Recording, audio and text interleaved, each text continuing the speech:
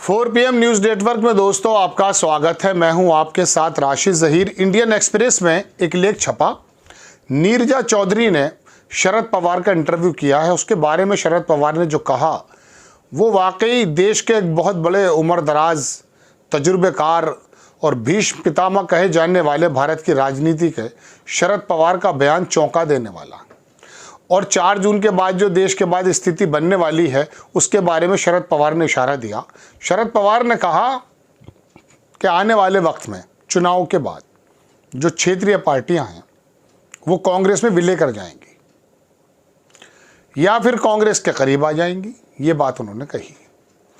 अब जब जाहिर सी बात है राजनीति का पुरोधा इस बात को कह रहा है तो ये विचार विमर्श का एक कह सकता हूँ कि टॉपिक ज़रूर बनता है कि आखिरकार आने वाले वक्त में उन्होंने क्या पढ़ लिया है जो आप और हम शायद पढ़ने में कासिर हैं। देखिए, इसमें तो कोई दो राय नहीं है कि 400 सीटें और 272 और 303 और 370 की हवा निकल गई। मंदिर का मुद्दा, हिंदुत्व का मुद्दा, हिंदू मुसलमान का मुद्दा उठा के थक गए मोदी जी और भारतीय जनता पार्टी वाले। लेकिन चुनाव के अंदर वो बयार नहीं आ पा रही है 2019 में आई थी। पुलवामा के माध्यम से जो साधा गया था, जैसा कि आरोप लगता है, वो वाली बात देश के चुनाव में नज़र नहीं आ रही। और गठबंधन की, राहुल गांधी की, कांग्रेस आई के मैनिफेस्टो का जिक्र ज़्यादा है। मतलब भारतीय जनता पार्टी के नेता नहीं कर रहे हैं, देश के लोग कर रहे हैं। उन्होंने अब थोड़ा सा आत्मचिंतन भी किया कि 10 साल में हमने पाया क्या है। जुमले पाए हैं, कारोबार पाया है, अच्छी शिक्षा पाई है, अच्छा स्वास्थ्य पाया है, सड़क बनाने वाले नितिन गडकरी को साइड रख दिया गया है, लाडली बहन योजना को बुलाने वाले भले कर्जे के साथ शिवराज चौहान को साइड कर दिया गया है। जिधर देखूं तू ही तू, मोदी ही मोदी नज़र आते हैं। तो इतनी ज़्यादा आत्ममुक्तता जो है नेताओं में, किस नेता की बात कर रहा हूँ आप जानते हैं। ऐसे समय में सपने टूटे हैं। क्या उन सपनों को पहचान गए शरद पवार? शरद पवार का ये कहना कि चुनाव के बाद आने वाले समय में या तो कांग्रेस में विलय हो जाएगा या फिर जो क्षेत्रीय दल हैं वो कांग्रेस के करीब आ जाएंगे। इसकी वजह यह है, जाहिर सी बात है, चढ़ते सूरज को सलाम होता है।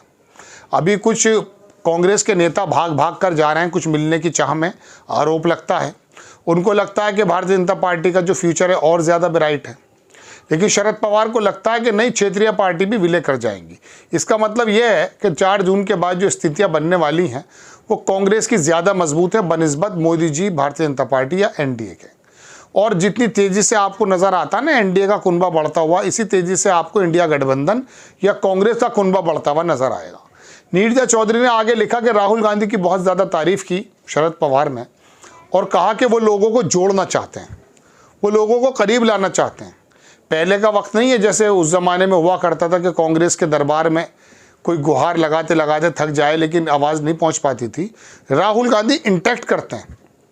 ये बात दीगर है कि बीच में अब भी कुछ लोग ऑब्स्टेकल हों, लेकिन फिर भी राहुल गांधी की कोशिश है, प्रियंका गांधी की, कि आम आदमी से जोड़ा जाए, आम लोगों से जोड़ा जाए। यही वजह कि वो गोदी मीडिया के एंकर से ना मिलकर, रिपोर्टर से ना मिलकर के यूट्यूबर से मुलाकात करते हैं और बाकायदा आम लोगों से बात करते हैं।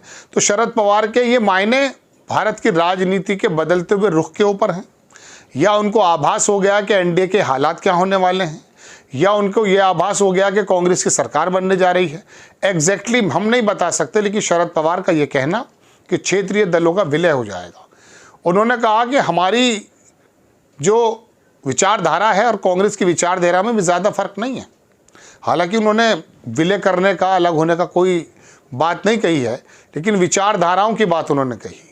इसका मतलब दोस्तों ये है कि राजनीति का बहुत बड़ा पुरोधा इस बात का ऐलान कर गया है कि 4 जून के बाद मेरे ख्याल से जो उनकी बातों से लगता है वो ये है कि हालात बदलने वाले हैं। वरना बताइए, अगर कांग्रेस की सरकार या इंडिया गठबंधन की सरकार नहीं आती है तो छोटे छोटे दलों को विलय करने की ज़रूरत क्या पड़ेगी। चलिए विलय ना करें, करीब होने की बात भी कही गई। करीब क्यों आ जाएंगे?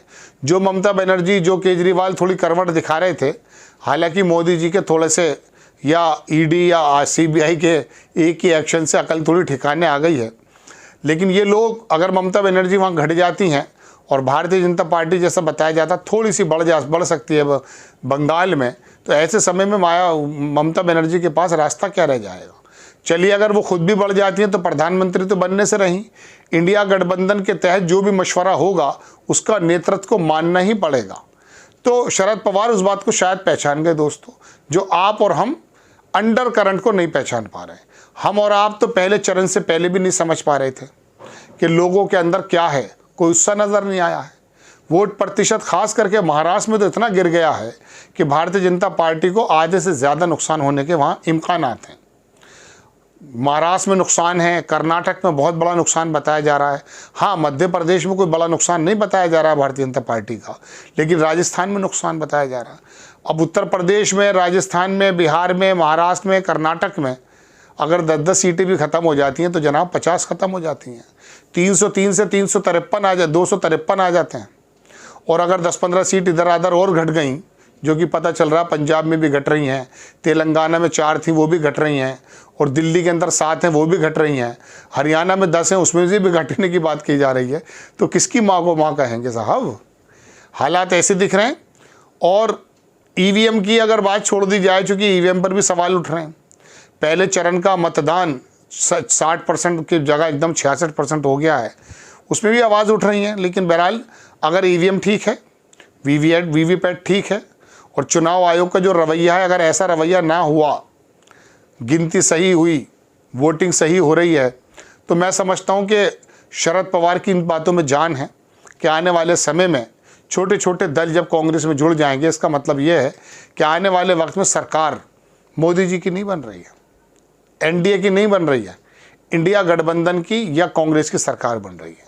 50, 52, 42 जो भी सीटें हैं, अगर 100-125 सीटें कांग्रेस की हो जाती हैं, जो कि इम्कानात लगते भी हैं। कर्नाटक में देख लीजिए आप, महाराष्ट्र में देख लीजिए, उत्तर प्रदेश में भी 4-5 सीटें, 10 सीटें शायद आ सकती हैं। 3, 4, 5 तो कन्फर्म आ जाएंगी एटलीस्ट, ऐसा लगता है, क्योंकि बहुत सारी सीटें बड़ी शानदार लड़ी है कांग्रेस। तो लोग भी कह रहे हैं, तो ये कंडीशन जो है 20-25 सीटें तो यहीं से बढ़ जा रही हैं। फिर गुजरात में भी 1-2 सीट आम आदमी पार्टी की या मेरे ख्याल से कांग्रेस की आने की बात बताई जा रही है। 1-2 भी आ जाएंगी तो ज़्यादा फर्क पड़ जाएगा। मध्य प्रदेश में भी 5 से 7 सीटें आने की बात बताई जा रही है। ये बहुत ही मिनिमम एज पकड़ के बात कर रहा हूँ मैं आपसे, वरना कहीं कहीं तो बिल्कुल ही हालात पलट गए हैं। तो दोस्तों बात यह है कि शरद पवार शायद पहचान गए। मुझे लगा आपको ये बात बतानी चाहिए कि देश के अंदर राजनीति का पुरोधा आने वाले समय के बारे में भविष्यवाणी कर रहा है कि ये जो दल हैं इसमें चले जाएंगे, इसका मतलब इंडिया गठबंधन की सरकार आ रही है। आपको खबर कैसी लगी अपनी राय कमेंट्स बॉक्स में ज़रूर दीजिएगा। चैनल को सब्सक्राइब कीजिए, शेयर कीजिए। नेक्स्ट टाइम में किसी खबर के साथ हाजिर होता हूँ। जय हिंद।